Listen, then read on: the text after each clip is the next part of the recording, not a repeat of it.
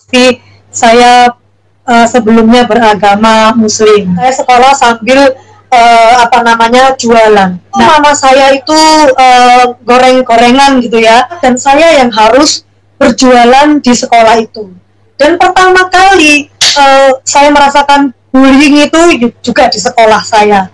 Ya, saya dikatain anak orang miskin. Oh, kok saya kok diginiin gitu. Saya juga nggak pengen jadi anaknya orang miskin gitu ya. Tapi saya menyimpannya dalam hati gitu. Terus saya dihina, bahkan kalau ada uang teman saya hilang, saya yang dituduh gitu karena saya miskin. Padahal saya enggak pernah mencuri gitu. Saya enggak pernah mencuri itu. Walaupun saya enggak pernah dikasih uang saku ya. Jangankan uang saku, makan saja kami 1 kali sehari itu sudah alhamdulillah gitu. Kami bisa menemukan masing-masing makanan 1 kali sehari, 2 kali sehari itu sudah bersyukur ya. Jadi alas tidur kami saja kardus gitu ya, tikar gitu. Sama adik saya yang bayi gak bisa beli susu, makannya minumnya cuma tajin, air beras atau air kacang hijau gitu ya. Terus sampai pernah dikatakan bahwa guru saya itu pernah mengatakan saya tinggal di rumah kumuh, di kos-kosan kumuh, di sampah. Saya dijadikan contoh orang yang. Salam puji nama Tuhan, selamat pagi, salam sejahtera untuk kita semua Sobat channel Teva Kreatif. Ya, pada kesempatan ini kita juga patut mengucap syukur kepada Tuhan karena Tuhan sangat amat baik. Dia masih berikan kita nafas kehidupan hingga saat ini kita ada semuanya oleh karena anugerah Tuhan. Nah sahabat Tuhan, pada kesempatan ini pun kami akan membagikan atau menayangkan sebuah kesaksian dari seorang muslimah seperti cuplikan yang sudah kita dengarkan, bahwa di masa-masa waktu ia masih berada dalam agama lamanya, banyak hal yang ia ketemu dan sangat menderita. Namun puji Tuhan, akhirnya ia menemukan pertolongan yang sesungguhnya daripada Tuhan Yesus, sehingga ia memutuskan untuk murtad menjadi pengikut Kristus. Nah sahabat Tuhan, penasaran dengan kesaksiannya? Mari kita sama-sama tonton kesaksian berikut ini. Nama saya Ingvi, ya lengkapnya adalah Ingvi Rizky Ramadan. Jadi dari nama saya sudah tahu ya semuanya, pasti saya sebelumnya beragama Muslim. Ya, saya lahir di tahun 1988, jadi usia saya sekarang 33 tahun. Latar belakang saya itu, saya dilahirkan dari keluarga yang broken home. Jadi karena broken home pasti saya akan patah hati. Yang pertama kali saya kenal adalah patah hati di rumah saya sendiri. Jadi setiap harinya saya merasakan ketidaknyamanan di dalam suasana keluarga. Tetapi meskipun broken home, ibu dan bapak saya ini memiliki 8 anak dan saya adalah anak pertama. Jadi adik saya ada 7 orang dan semuanya itu sampai sekarang hidup ya, masih ada. Tetapi orang tua saya itu setiap hari bertengkar ya, berantem, kata-katanya itu saling menyakitkan. Bahkan sama anak juga seperti itu ya, saling menyakitkan. Mungkin maksud mereka tidak demikian, tetapi apa yang terucap itu kepada kami itu akhirnya menyakiti hati kami. Dan kemudian pastilah kami itu merasakan sakit ya, merasakan pahit, sakit hati seperti itu ya. Dan akhirnya menjadi seperti dendam. Seperti mengapa kalau misalkan kami tidak dikehendaki lahir, mengapa kami harus dilahirkan jika kami tidak mengalami pemeliharaan yang seharusnya. Jadi karena pada waktu itu orang tua juga nikah muda, sehingga waktu melahirkan saya juga mereka tidak siap untuk menjadi seorang orang tua gitu ya mungkin. Jadi karena juga ekonomi yang sangat kekurangan kalau saya bilang. Jadi kami ini hanya tinggal di kos-kosan. Jadi kos-kosannya orang tua saya itu cuma 1 petak. Waktu itu saya jaraknya dengan adik saya itu 4 tahun, 3 tahun, terus 2 tahun ya, baru kemudian setahun. Jadi 1 petak itu ditinggali oleh beberapa orang ya, tentu juga dengan setiap hari yang kata-kata caci maki yang sudah keluar begitu. Jadi setiap hari suasananya sudah nggak enak. Kemudian kami juga tidak mendapatkan makanan yang cukup, kemudian biaya sekolah yang cukup, ya, sehingga mau tidak mau saya mulai kelas 4 SD itu harus berjualan. Jadi mama saya memang waktu itu bekerja, tetapi karena 4 tahun kemudian hamil, kemudian 3 tahun lagi hamil, jadi karena banyak yang dikandung, akhirnya mama saya sering berhenti bekerja.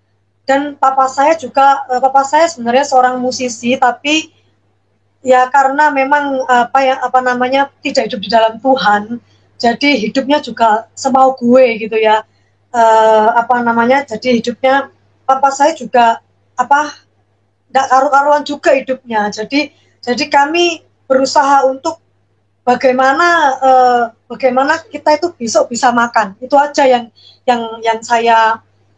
yang kami pergumulkan pada waktu itu ya. Jadi saya sekolah di salah satu sekolah Islam di Surabaya.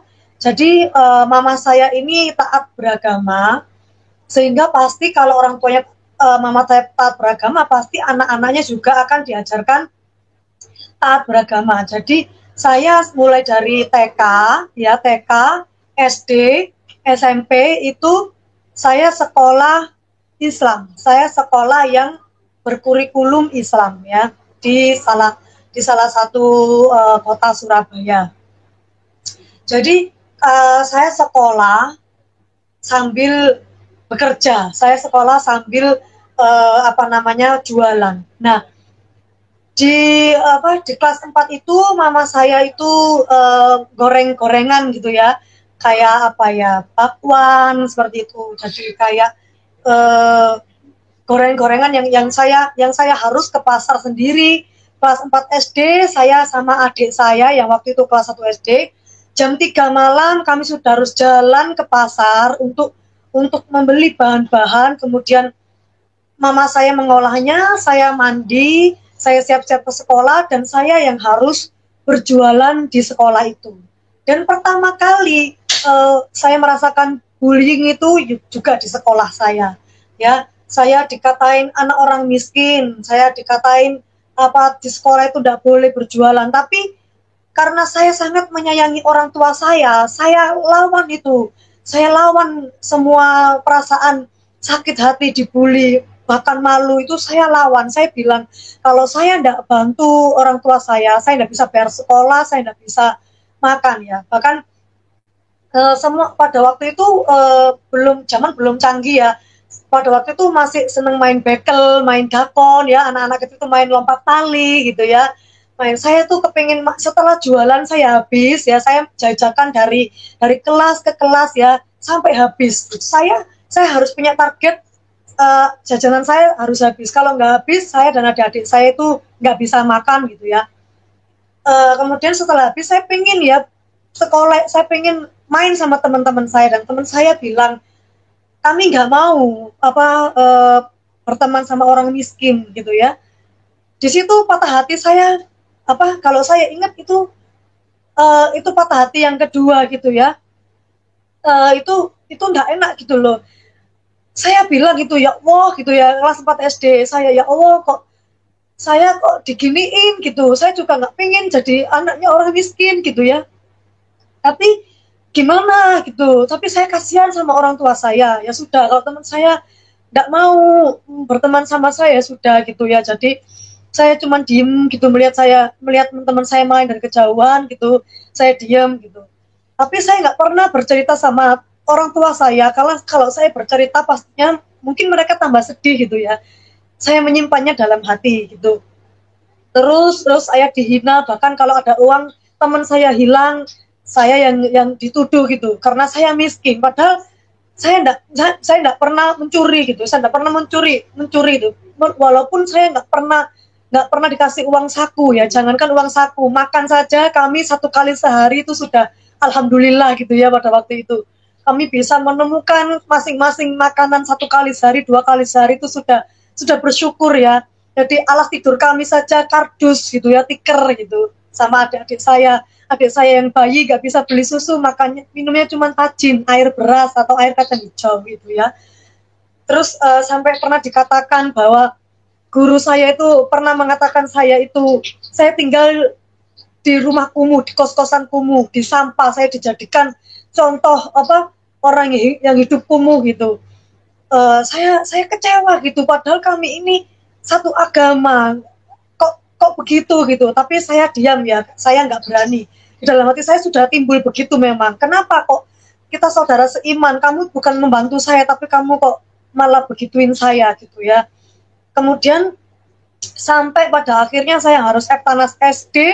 Mama saya itu nggak punya uang sama sekali, kemudian jual rak-rakan ya. Sampai sekarang saya berterima kasih sama mama saya itu mau menjual rak-rakan kami, rak piring ya waktu itu yang hanya dipunyai mama, yang berharga itu rak piring itu dijual waktu itu 60.000, laku 60.000, dan saya harus bayar Eptanas itu juga 60.000, 65 sekian gitu. Mama saya kasih pilihan sama saya pada waktu itu. Eptanas SD itu adik saya nomor 2 itu SD juga, kemudian mama saya hamil anak ketiga. Terus mama saya punya, ini uang dibuat bayar Eptanas kamu atau dibuat makan? Saya bilang terserah mama gitu.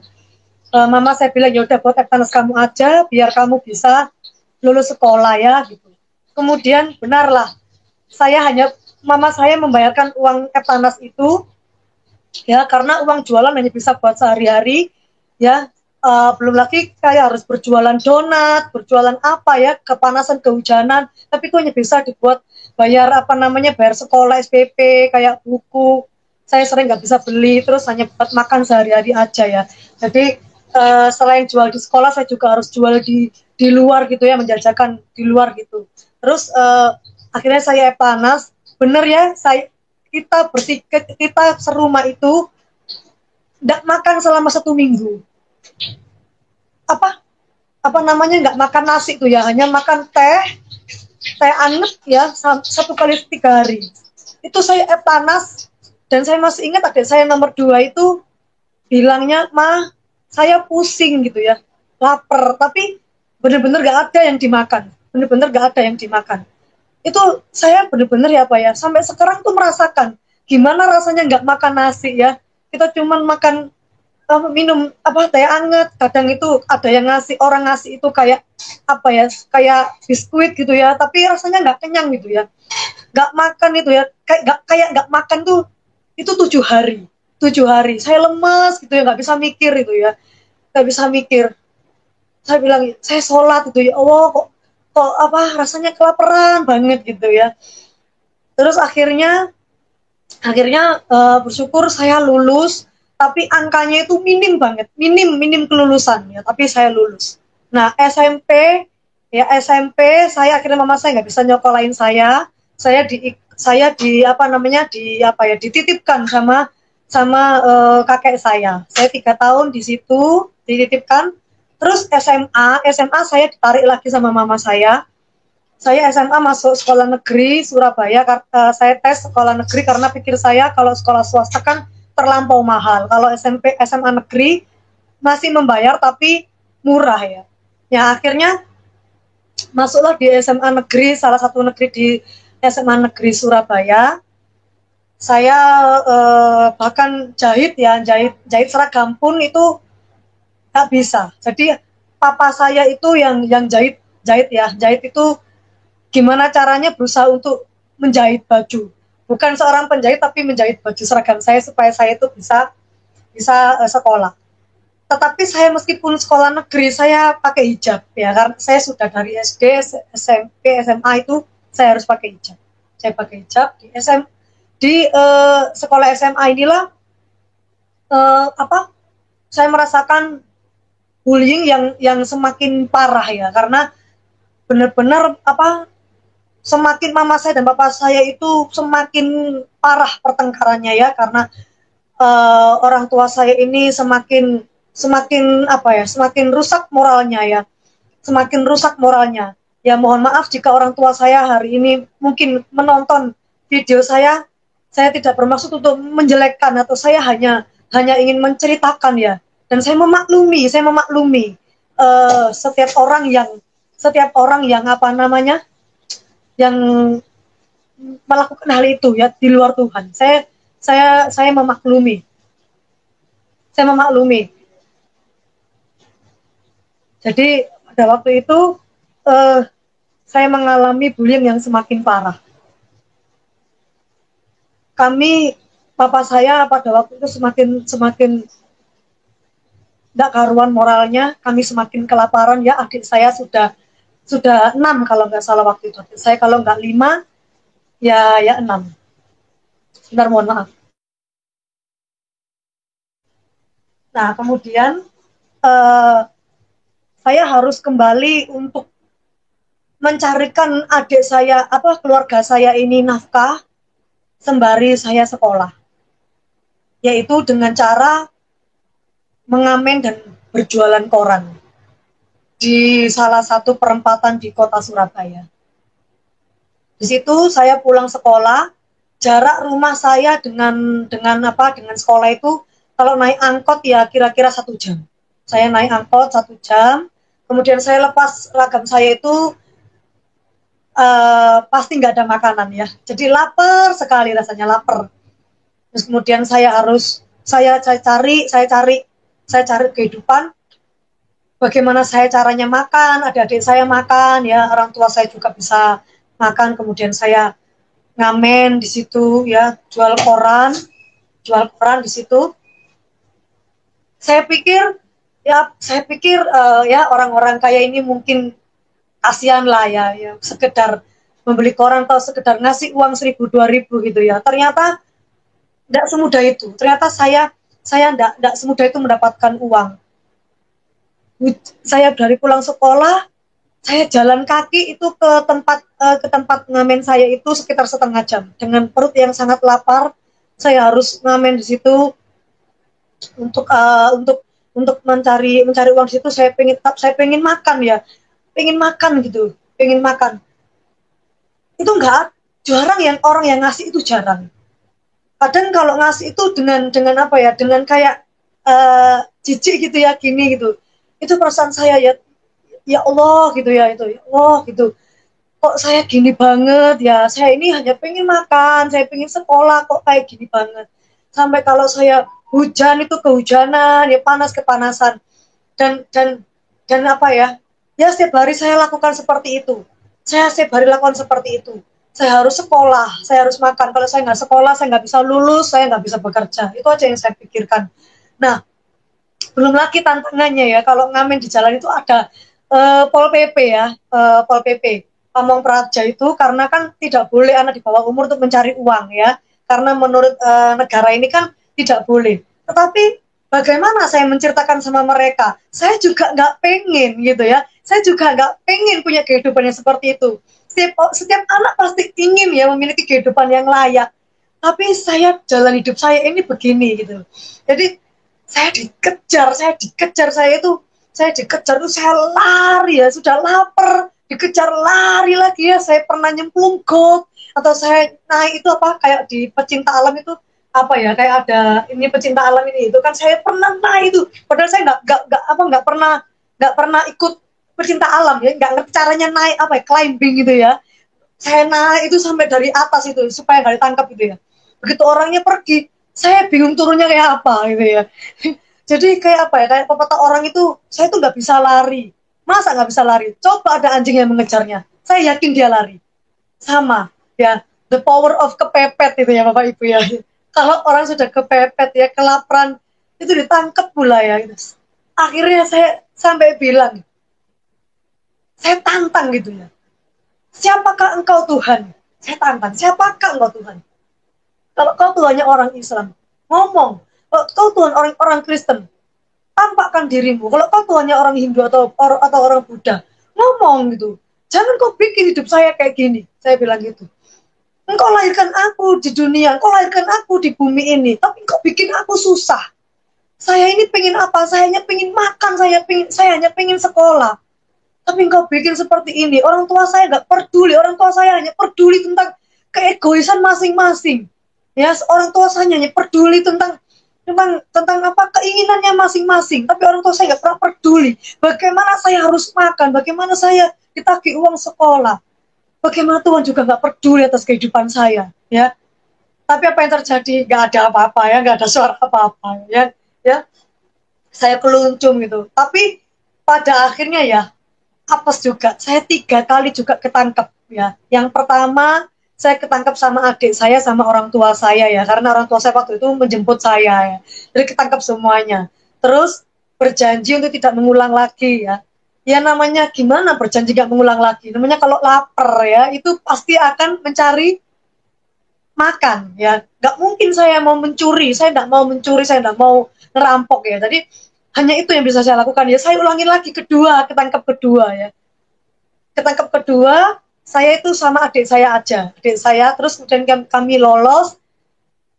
Ketiga itu saya itu mau etanas, ya. Tetapi sebelum ketangkep itu, jadi ada serombongan orang rohani di salah satu gereja terdekat di situ untuk untuk mengayomi anak-anak jalanan. Jadi setiap Sabtu mereka itu bagi-bagi buku rohani, bercerita tentang Tuhan Yesus. Kemudian ada teman saya ini juga yang sekolahnya itu dibayarin, ya. Terus dan mereka akhirnya mengenal Tuhan gitu. Terus saya tuh nggak mau dideketi. Bahkan dikasih makanannya saya nggak mau. Saya bilang itu makanannya Tuhan patung, itu makanannya Tuhan manusia. Saya nggak mau. Biar saya lapar pun saya nggak mau, ya. Terus dia bilang, nggak apa-apa, itu cuma makanan. Enggak, saya enggak mau. Makanan saya halal. Saya mending nggak makan daripada makanan orang-orang Kristen. Saya bilang gitu, ya. Teman-teman saya juga yang menginjili saya itu, ya, teman-teman saya menginjili saya bilang, apa itu? Tuhan kok manusia. Saya meskipun hidup susah kayak gini, ya saya nggak mau menyembah manusia. Jadi di sisi lain, ketika saya terpuruk, saya tantang itu Tuhan orang Kristen, Tuhan. Tapi di saat saya itu sudah makan, ya, sudah kenyang gitu, saya bilang, Tuhan kok manusia. Terus orang yang menginjili saya itu bilang, teman-teman saya, ya, pokoknya teman dekat saya, bahkan orang gereja itu menginjili saya bilang, saya tidak mau itu sama Tuhan manusia. Orang Tuhan aja disalib gak bisa menyelamatkan dirinya sendiri. Mengapa dia mau menyelamatkan hidup saya? Bagaimana caranya, ya? Bahkan saya pernah dulu, ya, punya teman dekat laki-laki. Saya bilang sama dia, itu bilang sama Tuhanmu itu, pakai baju yang benar. Masa disalib kok cuman pakai celana dalam? Nggak bisa beli nggak bisa pakai baju yang benar, pakai jubah, nggak bisa. Terus kok pakai mahkota kok duri, diolok-olok kok diem aja. Terus disalib bilang, Eli Eli lama sabachthani, Tuhan Tuhan mengapa engkau meninggalkan aku? Kenapa kok Tuhan meninggalkan Tuhan? Nggak masuk akal, nggak waras otakmu itu, saya bilang. Tapi teman saya ini diam, ya, dia nggak bisa menjelaskan, ya, dia hanya diam, sambil mungkin di dalam hatinya mungkin berdoa supaya saya dijamah Tuhan mungkin suatu hari nanti gitu, ya. Terus saya nggak terima, pokoknya saya ada orang teman saya sebangku itu juga Kristen gitu, ya, kan saya sekolah negeri itu, teman sebangku saya Kristen, saya bilang, Tuhanmu itu kok gondrong, suruh potong rambut itu, Tuhan kok nggak sopan. Terus kan bisa difoto itu, Tuhan kan bisa difoto, ya, kamu besok itulah biar sama-sama viral kayak Tuhanmu itu, ya, foto cheese gitu, saya bilang gitu, ya. Semuanya diam. Apalagi kalau saya mau dipelihara sama orang Kristen, ya, itu, ya, tentu saja saya nggak mau, ya, apa-apaan ini gitu, ya. Dan saya tetap nggak mau sampai akhirnya, ya, itulah ketiga kalinya saya ditangkap sama Pol PP, ya, sama PPP. Ketiga kalinya itu semakin parah, ya. Saya itu dicampur sama orang-orang yang, mohon maaf, kehilangan orientasi diri, tidak sadarkan diri itu, kemudian dicampur sama orang yang sakit kusta, ya. Makanya ketika sekarang saya membaca Alkitab itu, orang sakit kusta, saya tuh bisa membayangkan, saya pernah orang yang sakit kusta itu, lepra itu, ya. Jadi baunya tuh nggak enak gitu, ya, putih itu, ya. Terus lama kelamaan tuh kayak dagingnya itu terkelupas itu ya, baunya tuh nggak enak. Dan makanannya yang di dalam situ ya, saya tuh hanya dikasih makanan nasi, kayak air garam rebusan gitu, terus mungkin tempe atau tahu yang setengah matang atau pindang yang cuman disiram gitu ya. Jadi rasanya tuh nggak enak, saya nggak bisa makan. Ditambah makan yang seperti itu, ditambah orang yang kehilangan orientasi diri itu kan, mohon maaf ya, buang air besar pup itu di depan kita ya, tidur ya gitu. Jadi saya itu 3 hari atau sekitar seminggu saya setiap hari saya bilang, tolong keluarkan saya mau Eptanas, tolong keluarkan saya mau Eptanas gitu ya. Pada singkatnya, karena setiap hari saya berteriak, setiap hari saya meminta, setiap hari saya ini akhirnya dikeluarkan juga ya. Dikeluarkan juga, akhirnya saya bebas bersyarat dan saya kembali ke sekolah itu. Guru saya itu saya kasih ketikan bahwa saya itu jadi nggak bayar sekolah ya, nggak bayar sekolah itu mungkin 1 tahun tuh cuma dibayar dua bulan gitu ya. Jadi kalau 3 tahun ya dibayarnya cuma 6 bulan kali gitu ya. Jadi saya itu bener-bener parah itu ya nggak bayar sekolah itu ya. Jadi mungkin guru saya itu udah kayak ini anak nggak niat gitu ya. Jadi apalagi orang tua saya itu, ayah saya itu nggak mau datang ke sekolah gitu ya. Udah nggak acuh tak acuh lah. Jadi saya memperjuangkan diri saya sendiri gimana saya supaya lulus sekolah. Akhirnya saya lulus akhirnya saya kasih bahwa bukti saya ini nggak mampu, saya ini selama ini tuh ditangkap di Peliponsos ya, pondok sosial. Akhirnya dengan bukti dan stempel memang benar itu, akhirnya saya ini dianggap dilunaskan, tidak membayar Eptanas, tidak membayar SPP, dilunaskan ya.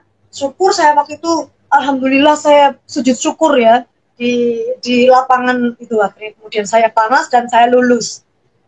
Nah, saya lulus itu pada waktu itu saya umur 18 tahun ya, karena di 18 tahun ini saya beberapa bulan saya kerja dan saya menikah ya, karena patah hati, broken home, broken heart ya. Saya pikir dengan menikah masalah keluarga saya itu akan selesai. Saya nggak lagi ikut orang tua saya. Saya pikir saya akan bahagia bersama pasangan hidup saya. Akhirnya saya menikah. Begitu saya menikah, saya hamil sekitar 5 bulan. Ya, saya menemukan suami saya itu ada tanda-tanda selingkuh begitu ya. Tapi saya tidak tahu. Yang saya tahu, saya dipulangkan ke orang tua saya. Dia bilang alasannya sudah tidak cinta lagi. Jadi saya tidak bekerja karena saya hamil, saya tidak bekerja, dikembalikan ke orang tua saya. Orang tua saya tambah shock ya, tambah menyakiti saya, tambah kayak kapok ya gitu ya, kayak syukur gitu ya, sudah saya bilangin jangan sama anak itu. Ya, saya tahu orang tua saya nggak seneng sama dia, tapi saya sudah pahit ya. Jadi saya sudah masuk ke kenakalan remaja. Jadi mereka hanya bisa menyalahkan saya, tapi mereka tidak bisa mengalami saya, begitu.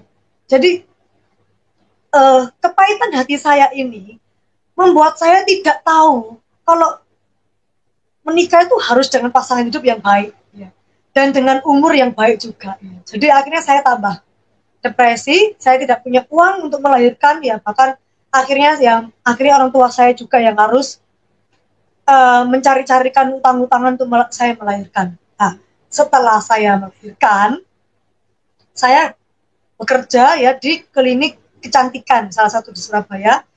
Dan di klinik kecantikan itu saya dekat dengan salah seorang wanita yang bekerja di situ pula, ya dekat, yaitu baik sama anak saya. Jadi saya bekerja, anak saya titipkan di pengasuh ya.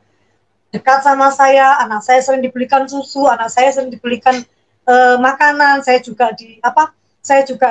dibantu untuk kursus ya, kayak kursus public speaking, saya kursus menyanyi, saya kursus keyboard ya. Kemudian saya juga dikuliahkan dan saya ambil fakultas psikologi pada waktu itu ya. Saya pikir dia baik sama saya pikir dia adalah orang yang baik sama saya. Ternyata saya tidak sadar saya terseret di dalam LGBT ya. saya tidak sadar dia membuat saya menyenangi dia, ya, menyukai dia. Akhirnya sekitar 2 tahun lah, setahun setengah lah ya, saya jalan sama orang ini, ya, saya bersama sama dia, sama anak saya. Akhirnya pada waktu kuliah itu teman kuliah saya laki-laki, ada yang menyenangi saya, dan dia tahu bahwa kan selama itu saya bilang sama teman-teman bahwa itu adalah kakak saya. Orang ini tahu bahwa itu bukan kakak saya, itu pasangan saya.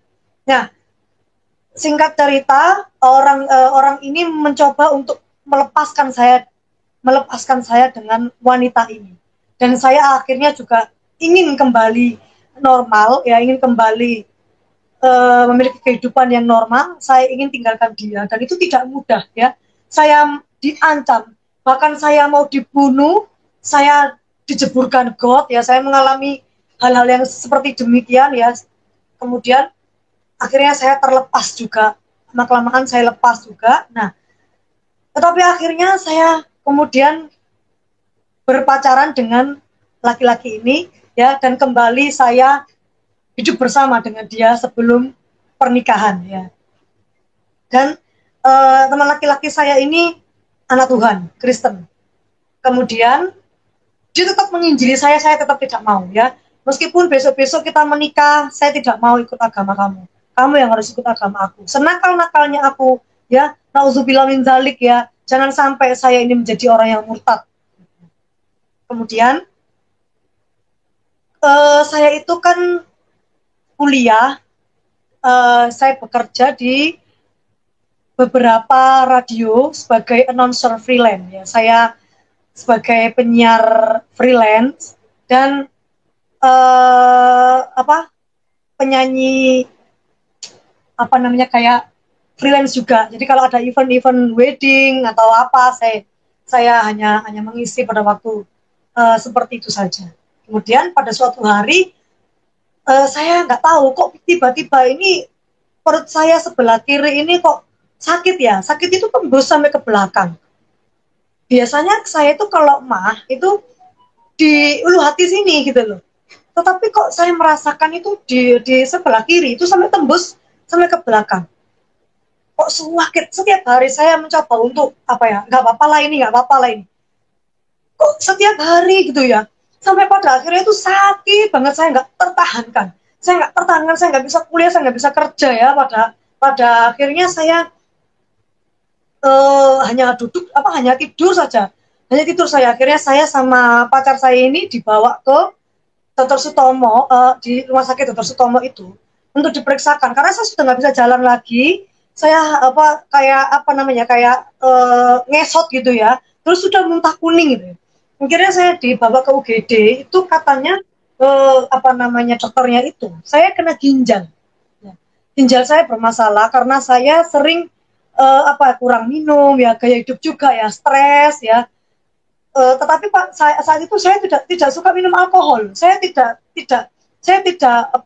kenakalan yang alkohol atau yang obat terlarang, tidak. Saya hanya kenakalan remaja yang free sex, kemudian itu saja, LGBT tadi, dan kemudian saya free sex juga, ya, jadi sesama dan lawan jenis ini. Tetapi kenapa kok saya sampai ke ginjal? Saya kan nggak minum obat terlarang. Jadi saya memang sering minum obat pusing, ya. Obat pusing itu saya sering minum. Kemudian lari ke ginjal gitu, ya. Nah, karena obat konsumsi mulut ini sudah nggak bisa, mohon maaf, obat itu harus dimasukkan ke bagian tubuh yang lain, ya, supaya saya tidak merasakan sakit, ya, hanya pengurang rasa nyeri saja. Tapi saya harus ke penyakit dalam, dan kemungkinan saya harus operasi gitu, ya. Saya tanya-tanya ke dokternya, kemungkinan operasinya harga 10 juta. Saya nggak punya uang. Pada waktu itu sekitar 11 tahun yang lalu, belum ada BPJS, ya, kesehatan itu belum ada jaminan kesehatan dari pemerintah itu, seingat saya. Jadi saya harus membayar umum, ya. Itu tidak mungkin. Dari mana? Saya single parent, saya punya anak satu, ya. Saya nggak punya uang segitu banyak. Akhirnya ya sudah, saya bawa pulang aja obat itu.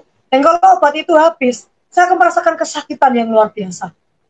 Ya, tetapi ada teman saya itu yang dulu teman SMA saya dulu itu Muslim juga, kemudian dia kenal dengan suaminya dan kemudian diinjili, dia mau buka hati dan menerima Tuhan. Dia datang ke saya ke rumah sakit pada waktu itu, dia bilang, kamu mau sembuh nggak? Ya namanya orang sakit dikasih pertanyaan, ya mau sembuh. Ya dia bilang ada cara ya. Jadi teman saya ini orang biasa, bukan hamba Tuhan atau bukan seperti apa gitu ya yang wow atau pelayan gereja, itu enggak, dia biasa aja orangnya. Dia cuma bilang ada satu cara supaya kamu sembuh, tetapi tidak melalui operasi. Apa? Saya bilang, didoakan sama pendeta. Dia bilang gitu. Dia nggak bilang Tuhan Yesus yang menyembuhkan, enggak. Dia bilang didoakan sama pendeta. Saya bilang, wah yang nggak mau, nggak didoakan pendeta berarti kan Kristen, ya berarti kan doanya apa sama Tuhan manusia itu. Gitu. Ya terus kemudian saya pikir-pikir, saya bilang kalau obat saya ya bisa ikut gimana? Terus saya bilang ya wis lah, mau cuma didoakan aja kan? Iya didoakan aja, ya wis lah, ya wis coba. Kemudian saya pergi ke suatu gereja ya, ke Surabaya. Mungkin kalau orang yang Surabaya menonton ini, mungkin di daerah Keputran ya, di daerah Pasar Keputran itu ada sebuah kayak tempat ibadah agama lain di situ. Nah itu orang apa jemaat itu menyewa di atas tempat ibadah itu. Jadi kayak ada tempat ibadah orang agama lain tuh ada kayak gedung nggak dipakai itu di atas itu disewakan. Dan jemaatnya mungkin hanya 7 sampai 10 orang ya. Yang pendetanya namanya Ibu Ripka. Dan sampai sekarang saya lost kontak sama Ibu Ripka. Jadi mungkin saat ini mungkin tidak sengaja Ibu Ripka menyaksikan, ya bisa menghubungi saya ya. Jadi Ibu Ripka pada waktu itu adalah gembalanya. Nah, pada waktu mereka masih ibadah, saya duduk di belakang. Teman saya ini cuman berkata sama Ibu Ripka ini bahwa saya sakit ginjal dan nggak punya uang untuk operasi, mau didoakan. Ya. Setelah itu, Bu Ripka ini menghampiri saya, dia mendoakan saya. Ya, dia mendoakan saya itu kurang lebihnya seperti ini yang saya ingat. Jadi tangannya itu ditaruh ke bagian yang sakit, dia berdoa. Ya, saya tidak kenal sama Ibu Ripka ini dan saya tidak pernah cerita tentang kehidupan saya sama Ibu Ripka ini. Tapi Ibu Ripka ini berkata demikian. Tuhan Yesus bukan manusia yang membawa manusia datang kepadamu, dan tidak ada kebetulan yang di dunia ini. Tetapi engkau sendiri membawa manusia datang kepadamu. Ampunilah dosa anak muda ini ya Tuhan. Engkau mengerti betapa banyak kesalahannya, engkau mengerti betapa banyak dosanya, dan engkau mengerti betapa pahit perjalanan hidupnya. Engkau mengerti Tuhan, engkau mengerti. Tuhan jamah hatinya Tuhan, ampuni dulu dosanya, ampuni masa lalunya Tuhan supaya dia kau ubahkan gitu ya. Di dalam nama Yesus sembuh, hatinya sembuh, sakitnya sembuh di dalam nama Yesus. Haleluya, amin. Ya begitu. Saya diam. Kok orang ini sakti ya gitu ya. Orang ini dukun kali ya. Sakti, kok bisa dia tahu saya memiliki kepahitan. Saya memiliki begitu banyak kehidupan yang dengan pergumulan gitu. Terus saya bilang gini, loh sudah tabu, loh sudah, loh kok cuma dipegangi saja? Iya sudah, percaya ya Tuhan Yesus sembuhkan. Nggak pakai minum apa gitu Bu, kayak minum di botol terus disemburkan atau saya dikasih minuman nanti saya minum apa gitu ya, kayak ritual gitu ya. Loh enggak pakai, enggak usah gitu. Gini sudah sembuh, Tuhan Yesus sembuhkan, darah Yesus ya sembuhkan. Karena kenapa saya bilang begitu? Karena pada waktu perjalanan saya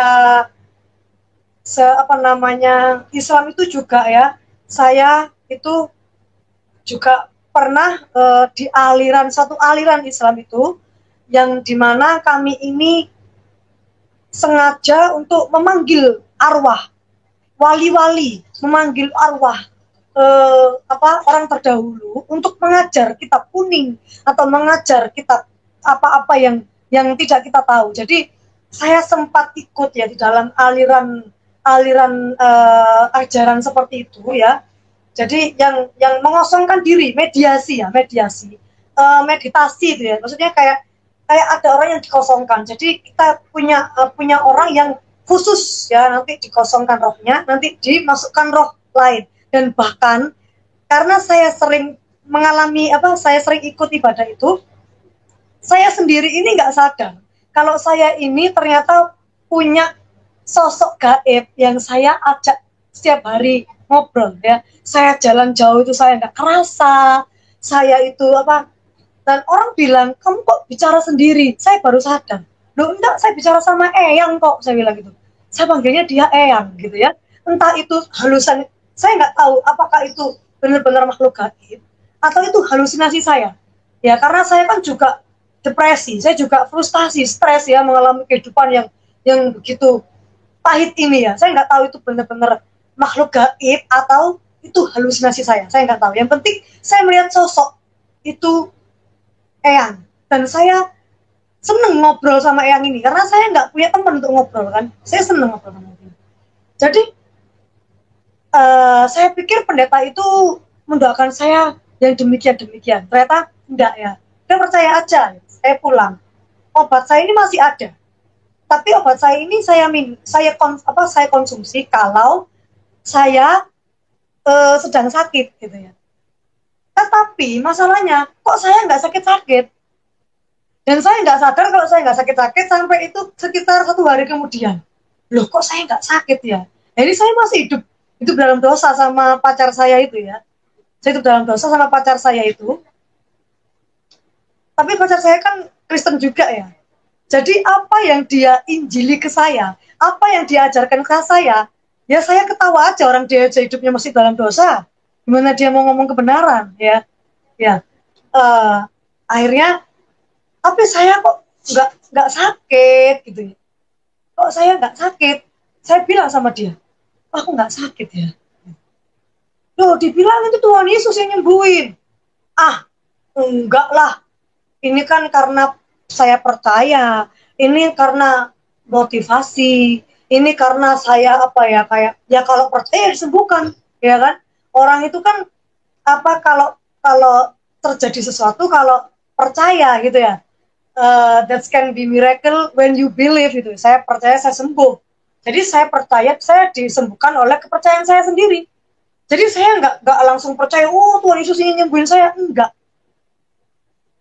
Tapi Ibu Ripka itu SMS sama saya ya, HP jadul zaman dahulu, SMS. Ini gimana, sudah sembuh? Oh ya sudah, alhamdulillah sudah.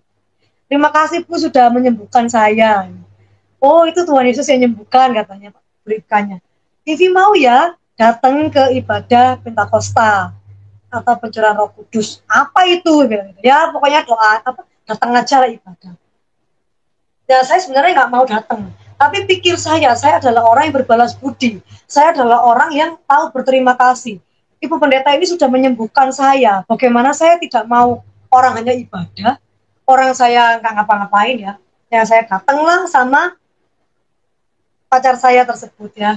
Nah, datang ke gereja itu ya, saya duduk di belakang. Saya lihat orang Kristen itu nyanyi, nangis ya, tepuk tangan. Dalam hati saya, apa-apaan sih orang-orang Kristen ini, sedih nangis ya, orang mati sedih nyanyi, seneng nyanyi, mati nyanyi,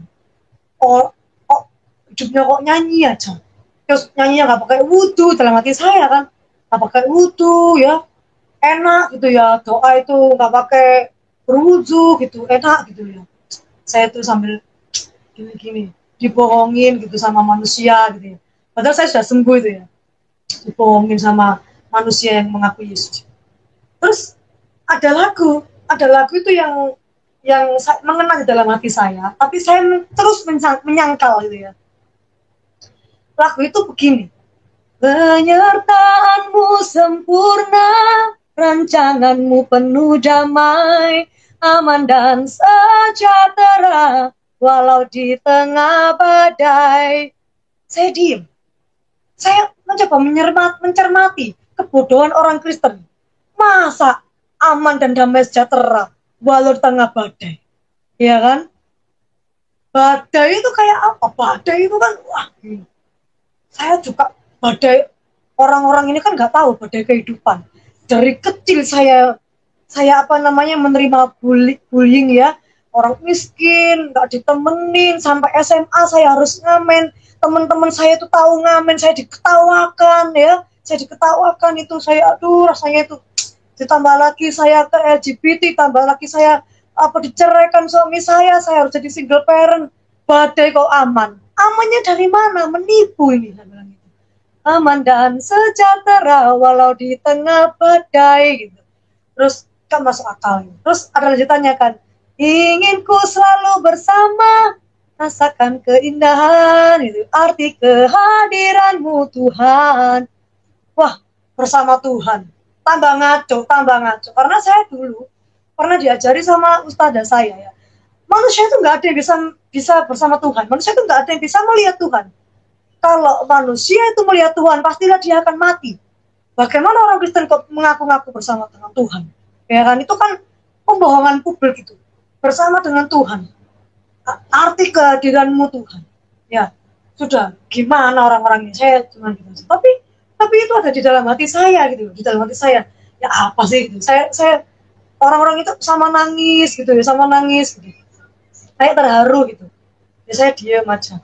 Terus pada waktu sudah selesai ibadah, saya dipanggil sama pendeta itu, sama para pendoanya. Jadi kalau mungkin 7-10 jemaat ya, jadi mungkin yang melayani Tuhan ya 4 orang, yang 6 adalah jemaatnya ya. Jadi gembalanya manggil saya di depan, karena gerejanya kan gereja kecil gitu ya, jadi mimbarnya ya sejajar gitu ya. Dipanggil ke depan, nah terus saya didoakan.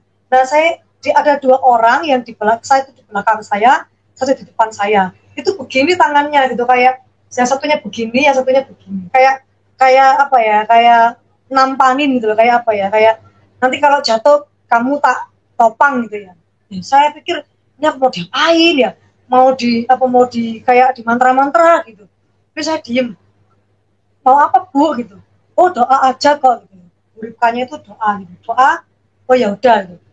Nah, mereka sambil memainkan lagunya ya, mereka kan berbahasa bahasa yang saya tidak mengerti ya, bahasa lain ya, bahasa kalau saya upamakan tuh orang-orang ini kayak ya maaf kata bilangnya lala sapa papa gitulah ya. Orang ini kerasukan semuanya, saya makin takut gitu. Orang-orang ini kerasukan, orang-orang ini apa namanya, kok begini gitu loh. Ngapain orang-orang ini gitu, sambil terus berdoa, sambil terus menyanyi. Nah, Ibu Ripkanya ini berdoa ya di kepala saya itu. Kan kalau sakit kemarin berdoanya di perut saya. Kali ini tuh berdoanya tuh di kepala saya. Ya, dia berdoanya itu yang saya ingat begini. Ya, kurang lebihnya begini. Tuhan Yesus, gitu, anak ini sudah kau sembuhkan. Jika engkau sendiri yang ingin anak ini menjadi anakmu ya Tuhan, sebab tertulis bahwa bukan manusia yang memilih Tuhan, tetapi Tuhan yang memilih manusia. Tuhan, jika engkau memilih anak ini menjadi anakmu, menjadi saksimu, maka nyatakanlah dirimu, nyatakanlah kuasamu Tuhan. Sebab tidak ada manusia yang bisa menyatakan dalam lidahnya ini bahwa Yesus Kristus adalah Tuhan, kecuali oleh rohnya sendiri. Jadi tidak ada, jadi anakmu ini tidak bisa mengaku dengan lidahnya dan pelutut Tuhan untuk menyembah engkau jika engkau sendiri tidak memilihnya Tuhan. Tetapi aku berdoa supaya engkau memilihnya Tuhan. Jika engkau memang berkenan, nyatakanlah kemuliaanmu, nyatakanlah kuasamu, nyatakanlah dirimu Tuhan kepada anak ini. Di dalam nama Tuhan Yesus. Haleluya. Amin. Ketika Bu Ripka ini bilang amin, ya, amin. Saya kan diem gini kan, saya diem gini. Ketika amin itu suatu roh itu masuk ke dalam hidung saya. Wush, itu masuk, itu terasa sekali. Nah, ini apa ini? Ini apa? Terus masuk, itu masuknya itu pelan ya. Masuknya itu pelan sampai ke leher, pelan ke leher, ke tubuh saya, wah saya ini kerasukan saya. Tetapi saya tahu orang kerasukan, adik saya kandung itu pernah kerasukan. Orang kerasukan itu tidak sadar. Orang kerasukan itu tidak sadar. Orang kerasukan itu pasti akan berbuat jahat ya. Pasti kata-katanya itu mengerikan, melotot-melotot ya. Pasti dia melakukan hal yang, ya kalau kerasukan setan, ya berarti dia melakukan hal yang setan lakukan gitu ya. Tetapi saya ini sadar, ya. Saya ini penuh kesadaran bahwa saya itu dimasukin roh, tapi bukan roh setan. Saya percaya itu bukan roh setan, karena hati saya itu damai gitu. Hati saya itu damai. Damai sampai ke kaki itu ya, ke telapak kaki saya itu begitu hangat semua. Saya nggak tahan. Saya nggak tahu, tiba-tiba saya itu jatuh ke depan ya. Oh, saya tahu, rupanya orang yang di belakang saya sama di depan saya tadi itu berjaga-jaga menopang saya supaya ketika saya rebah, saya nggak kena lantai gitu ya. Kemudian saya dibimbing, dibiarkan saya jatuh gitu. Tiba-tiba saya menangis ya, tiba-tiba saya menangis gitu. Saya menangis dan tiba-tiba saya mengikuti bahasa orang-orang itu. Ya, saya mengikuti bahasa-bahasa itu. Saya kok bisa kayak orang-orang itu gitu loh. Kok saya kok menangis? Saya sadar, saya tanya sama Tuhan, siapakah engkau Tuhan? Dan kagetnya saya mendengar audible, telinga saya dan hati saya seperti sinkron, connecting. Apa suara gitu ya, saya bilang, akulah Yesus yang kau tertawakan itu. Akulah Yesus yang kau hina-hina itu. Oh, saya langsung tersungkur. Ampuni aku Yesus. Ampuni aku gitu. Kemudian saya menangis terus, saya nikmati. Oh, ini namanya hadirat Tuhan. Oh, ini gitu ya. Jadi saya mengalami Roh Kudus itu, karena pada waktu itu adalah hari pencurahan Roh Kudus ya. Saya mengalami itu sebelum saya dibaptis dengan air. Kemudian akhirnya setelah saya selesai, saya berangsur-angsur, saya sudah selesai menangis, saya bilang sama Ibu Ripka itu, baptiskan saya sekarang juga. Tapi Ibu Ripka itu tidak langsung membaptiskan, tapi Ibu Ripka ini mengajari saya tentang siapa Yesus dalam Alkitab. Jadi pengajaran Alkitab dulu, kemudian barulah saya dibaptis, tetapi saya dibaptisnya di gereja lain ya. Nah, itulah yang latar belakang dan peralihan saya, bagaimana saya bisa percaya kepada Tuhan Yesus. Jadi saya tidak mempan melalui penginjilan, tetapi saya percaya mungkin orang-orang yang menginjili saya waktu itu terus berdoa buat saya, sehingga satu hari saya ditangkap Tuhan Yesus di waktu dan tempat yang tepat ya. Yaitu waktu itu peralihan saya, bagaimana saya bisa percaya sama Tuhan Yesus. Dan setelah itulah yang penting, bagaimana tantangan saya untuk mengikut Tuhan. Bagaimana tantangan saya untuk saya tetap bertahan ya. Jadi ketika Tuhan sudah ada di dalam hati saya berani untuk mengakui bahwa saya sekarang sudah menjadi orang Kristen. Pada waktu itu saya langsung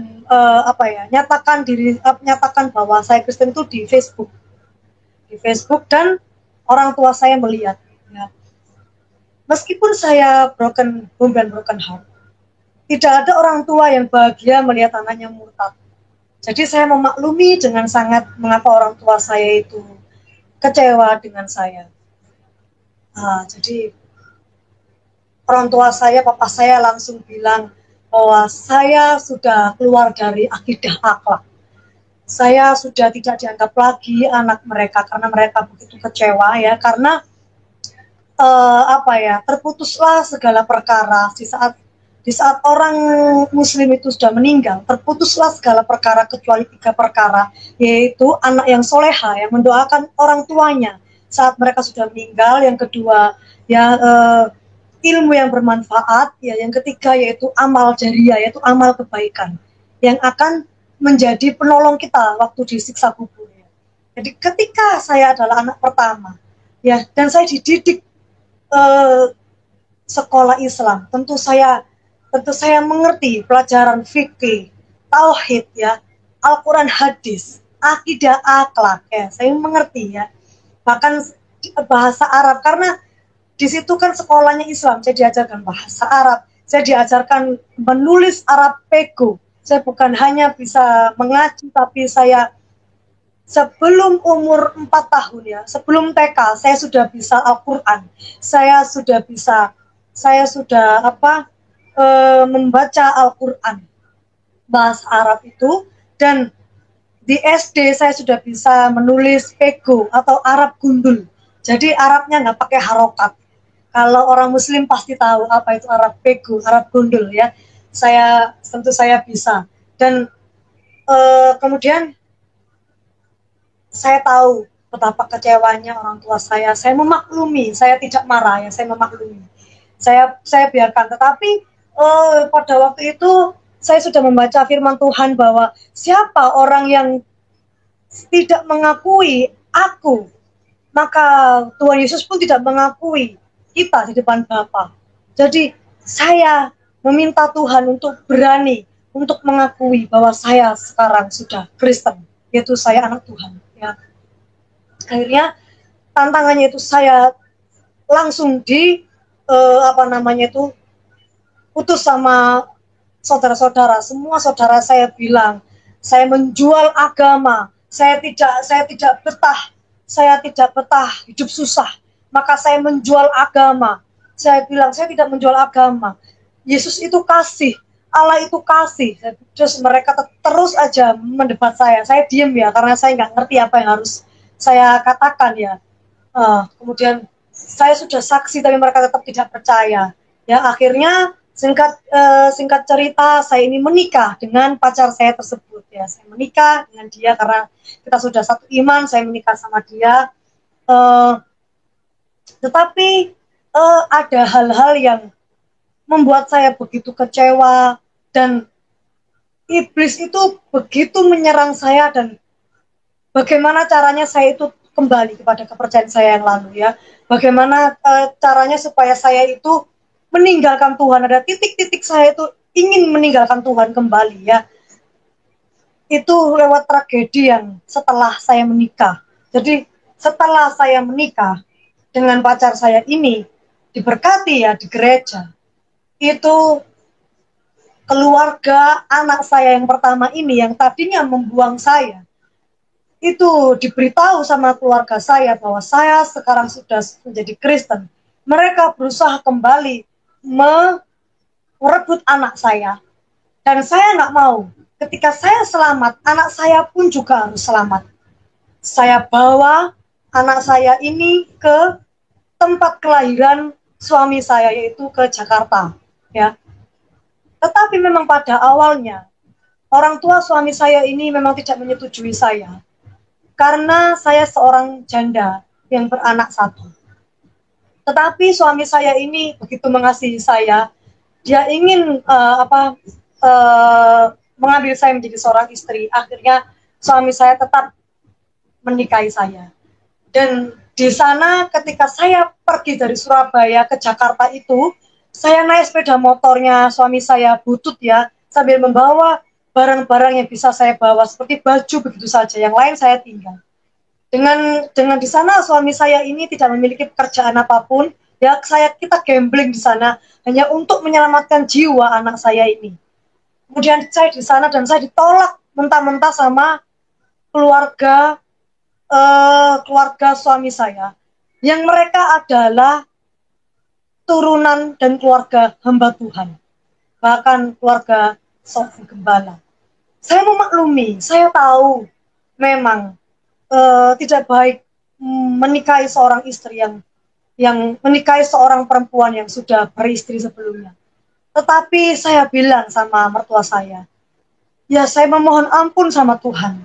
Jikalau apa yang saya ambil jalan ini suatu kesalahan, saya memohon sama Tuhan supaya saya itu berkenan di mata Tuhan. Saya ini ingin mengenal Tuhan lebih dalam lagi, kayak gitu ya. Terus tetap saja mertua saya ini tidak menerima saya dengan baik ya. Akhirnya saya bergereja lokal di sana bersama anak saya yang masih kecil pada waktu itu, dan keluarga suami saya masih belum menerima saya. Mereka memusuhi saya, mereka mengeluarkan kata-kata yang pahit ya. Disitulah saya berkata, mengapa kok orang Kristen seperti ini? Seharusnya saya baru menjadi seorang Kristen, baru menjadi anak Tuhan. Seharusnya saya dibimbing. Mengapa mereka semuanya memahitkan hati saya? Mereka menjelek-jelekan saya di gereja yang tempat saya bergembala. Mereka menjelek-jelekan saya di gembala saya waktu itu. Kata mereka, saya tidak layak menikah dengan suami saya itu. Saya ini hina, dia bilang gitu. Tapi saya percaya Tuhan. Saya sudah ditebus dengan Roh Kudus. Saya kembali merasakan kepahitan sesi ketiga. Saya kembali merasakan betapa Tuhan pahitnya setelah saya mengikut Engkau. Saya ditinggalkan keluarga saya.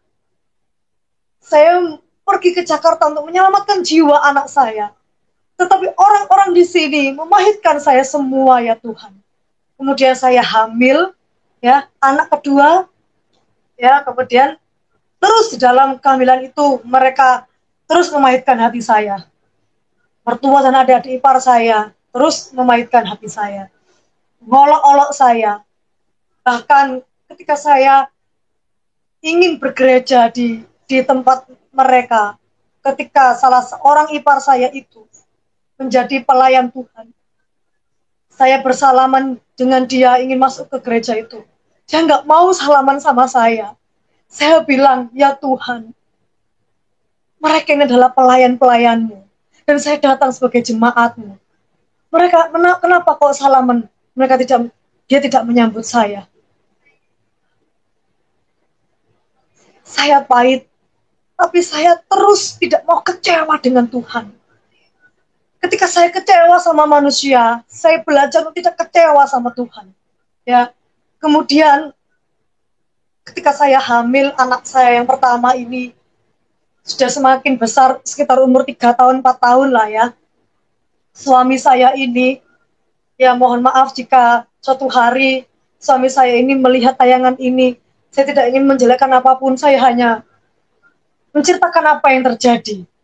Ya, kiranya Tuhan yang mengerti saya ini bersaksi benar atau bohong. Anak saya setiap hari dipukul. Anak saya setiap hari disuruh push up. Kalau nggak kuat, anak saya dibekuk begini ke depan mata saya. Suami saya, orang yang menikahi saya, mengaku mencintai saya. Saya sudah merantau di Jakarta, oleh orang tua saya harus menyelamatkan jiwa anak saya nggak kenal siapa-siapa di Jakarta. Saya hamil, ditolak oleh keluarga mertua, ditambah suami saya terus memukuli anak saya. Saya terus berlutut sama Tuhan supaya suami saya diubahkan. Tetapi terus orang tua saya bilang, dia jual agama supaya menikah dengan laki-laki. Dia ikut suaminya. Tetapi lihat apa yang terjadi. Katanya orang Kristen itu penuh kasih. Tapi lihat ketika saya pulang ke rumah orang tua saya, jadi saya sering diusir sama suami saya ini ya. Kalau saya melawan dia, jangan pukuli anak saya. Saya bilang gitu, jangan pukuli anak saya. Bagaimanapun dia tetap darah daging saya. Kenapa kamu menikahi saya kalau kamu nggak bisa terima anak saya?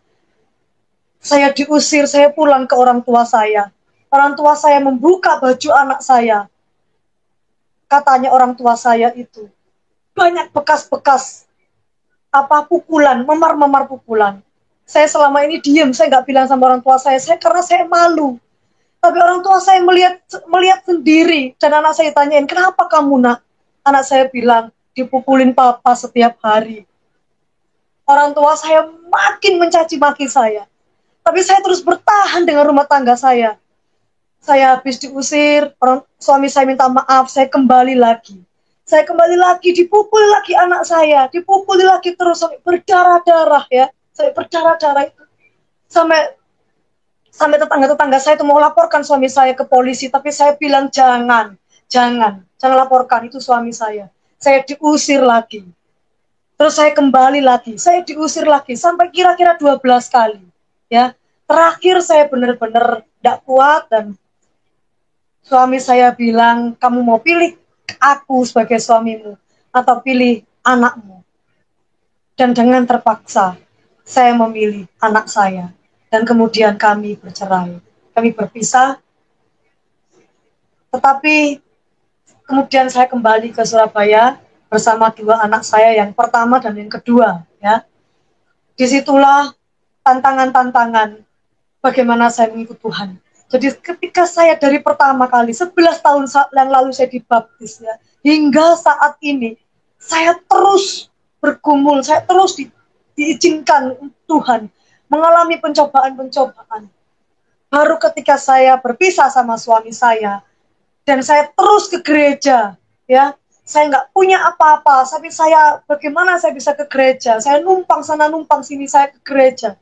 Saya terus membimbing anak-anak saya untuk kenal dengan Tuhan.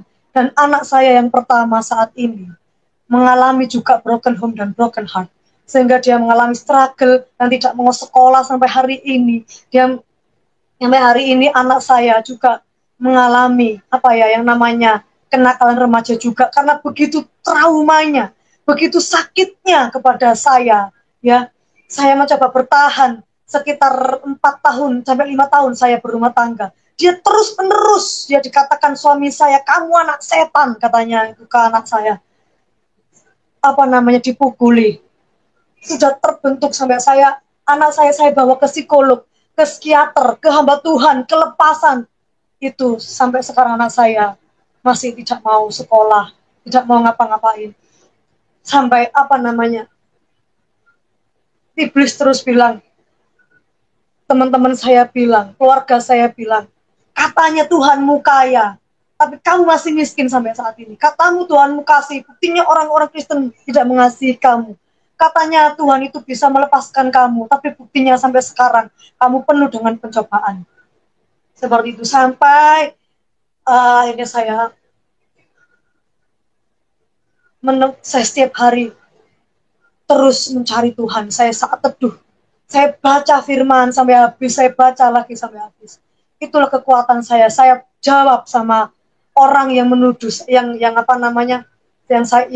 menuduhkan Tuhan itu. Saya bilang, saya mau ikut Tuhan, bukan karena supaya Tuhan melepaskan segala pergumulan saya.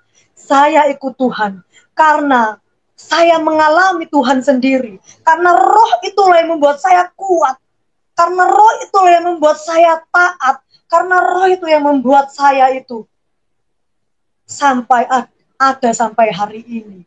Jadi karena saya tidak bisa menyangkal kealahan Yesus Kristus.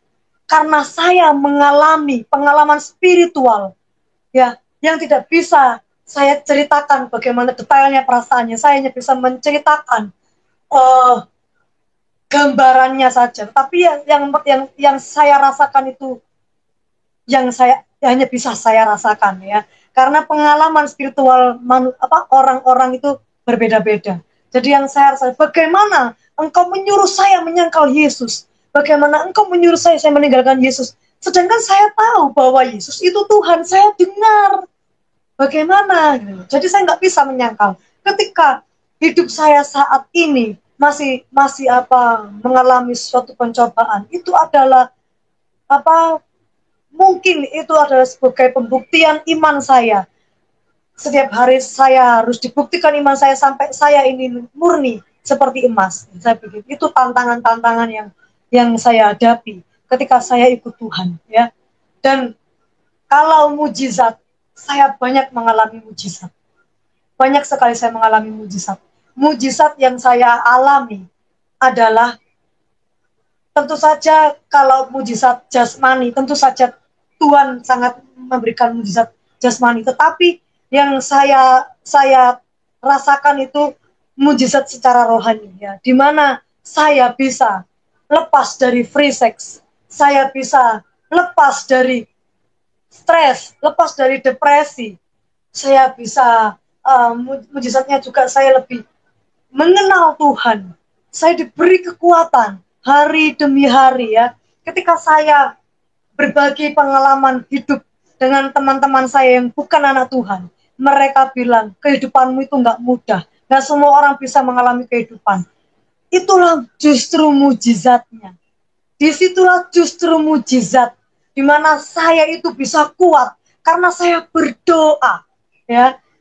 Saya itu bisa menjalani hidup berdiri tidak koyak karena saya berdoa, karena saya percaya. Itulah mujizat yang Tuhan berikan. Sedangkan mujizat secara jasmani, sampai sekarang saya single parent, anak-anak saya terpelihara. Anak saya yang kedua sekolah Kristen, ya, di salah satu sekolah Kristen. Pada waktu itu anak saya nggak bisa membiayai anak saya sekolah Kristen, tapi anak saya kepingin sekali sekolah Kristen. Dia bilang, aku pengen mengenal Tuhan. Saya bilang gini, oke, ayo kita sama-sama menggunakan iman, ya nak, ya. Waktu itu anak saya TK. Kamu berkata di dalam cermin, di dalam nama Yesus, kamu Hana, nama anak saya adalah Hana. Kamu Hana bisa sekolah di sini, yang terus aja setiap hari.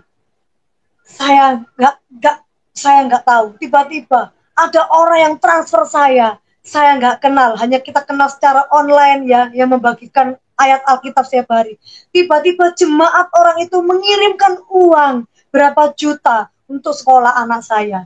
Saya masih kurang, saya bilang, enak, masih ada uang, nak, ada uang masuk. Ayo terus katakan dalam nama Yesus saya bisa sekolah di situ, gitu, ya. Saya mengajarkan kepada anak saya. Dan pada saatnya, ya, saya gugup itu. 2 minggu sekolah itu belum ditutup. Gelombangnya belum ditutup. 2 minggu ada teman saya yang memberikan, dia bilang, ini uang, ya, untuk sekolah anakmu, untuk beli seragam anakmu, untuk jahit seragam anakmu. Sehingga anak saya sampai sekarang sekolah di situ, ya. Jadi saya ajarkan kepada anak saya tentang percaya sama Tuhan Yesus. Mengucapkan iman dalam mulut itu bisa terjadi apa yang kita butuhkan. Kemudian banyak mujizat-mujizat yang saya dapatkan di saat yang tepat, di saat saya sudah tidak bisa lagi. Tuhan, saya nggak tahu, gitu, ya, anak saya ini. Yang pertama itu saya sudah sekolahkan 4 kali sekolah, dan 4 kali pula anak saya itu keluar. Nggak mau anak saya sekolah, ya, nggak tahu, mungkin masih kepahitan, gitu, ya. Tapi mujizat yang saya rasakan, pada waktu itu saya nggak punya uang sekolah juga, ya. Anak saya itu saya mau masukkan ke salah satu asrama Katolik di Surabaya. Saya nggak punya uang sama sekali. Saya bilang sama Tuhan, saya nggak punya uang. Tiba-tiba seorang teman saya itu bilang, kamu di asrama ini, kamu datang, kamu bilang kalau kamu nggak punya uang. Saya bilang sama Tuhan, andaikan saya ini punya suami, saya bisa loh mencurahkan beban saya ini kepadamu, Tuhan. Saya itu dengar Tuhan bilang, aku mempelaimu. Ayo sekarang juga kendarai motormu ke asrama itu. Loh, saya nggak punya uang plus, Tuhan. Itu sekolah mahal, Tuhan. Ayo, aku suamimu. Ayo, percaya. Ya udah, saya taat. Saya bilang sama Tuhan, saya taat. Terus pada waktu di situ, di pintu asrama itu, saya masih gemetar, saya keringetan. Saya tingtong, gitu. Dibukalah sama seorang ya Bu, ada apa? Iya Pak, saya boleh masuk? Oh ya boleh gitu.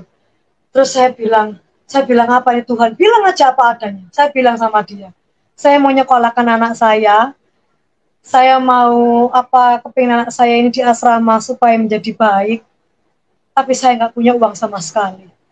Saya bilang, ibu punya adanya berapa? Nggak ada berapapun, sepeser pun saya nggak ada. Tiba-tiba saya menangis, tolong saya Pak, tolong saya, kalau nggak tolong saya, anak saya gimana Pak? Tolong saya Pak, Tuhan Yesus yang nyuruh saya ke sini. Tolong saya, kalau Bapak nggak mau Pak ya, terserah Bapak berurusan sama Tuhan Yesus sendiri, saya bilang gitu ya. Terus, ya Pak, iya, iya, iya. Saya bilang, Romo dulu, Ibu tenang dulu, Ibu pulang ya. Saya bilang Romo. Nggak lama kemudian saya ditelepon sama Romonya itu, saya suruh datang untuk mengisi formulir, dan Bapak Ibu Saudara yang saya kasihi, saya tidak membayar 1% pun. Anak saya masuk ke sekolah itu tidak membayar 1% pun ya. Dan ya pada akhirnya anak saya itu kabur dari asrama. Susternya sampai kewalahan sama anak saya, katanya anak saya nakal sekali ya. Ya, tetapi saya sampai sekarang keluarga saya dibilang anak saya itu yang ada setannya lah ya. Anak saya itu saya suruh ke ke orang pinter ya, untuk rukyah, untuk ke anak pinter, supaya ke orang pinter untuk menghilangkan setan yang ada dalam anak saya. Tapi saya bilang dengan tegas kepada orang tua saya tidak akan membawa anak saya kemanapun, ke spiritual apapun, kecuali nama Yesus. Biarkan anak saya saat ini belum sembuh jiwa atau raganya, biarkan, tidak apa-apa, saya terus berdoa. Jangan pernah menyuruh lagi saya untuk pergi kepada siapapun kecuali pada Tuhan Yesus. Orang tua saya langsung diam. Sekalipun Tuhan tidak mau menyembuhkan anak saya, biarlah Tuhan yang menjadi Allah saya. Sekalipun Allahku itu tidak menolong saya, aku tidak akan menyembah Allah Tuanku. Saya bilang, kan mama saya kan waktu itu yang bilang.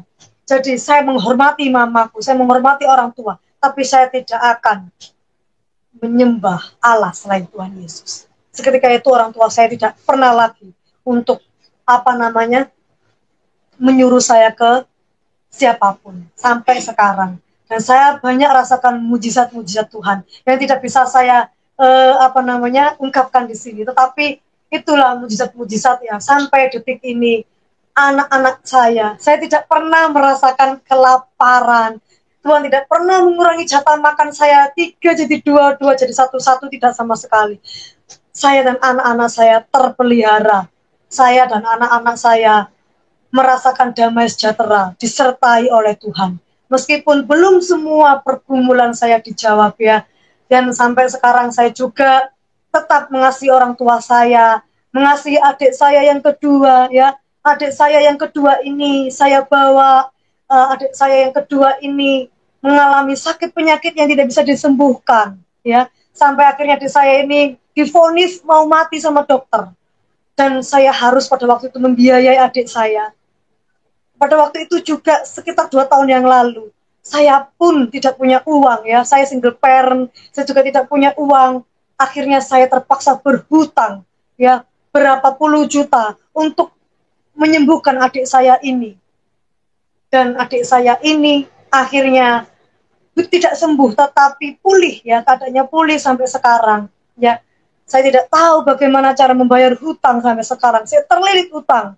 Tetapi saya katakan sama adik saya, sama keluarga saya ikhlas membantu keluarga saya ikhlas membantu adik saya. Dan saya percaya bahwa Tuhanlah yang akan melunaskan hutang saya. Ya, saya bilang gitu. Tetap adik saya kemudian ingin mengenal Tuhan Yesus. Dan saya kenalkan Tuhan Yesus kepada adik saya. Dan adik saya dibaptis. Dan saya bilang sama dia, setelah kau dibaptis, kau akan menerima tantangan.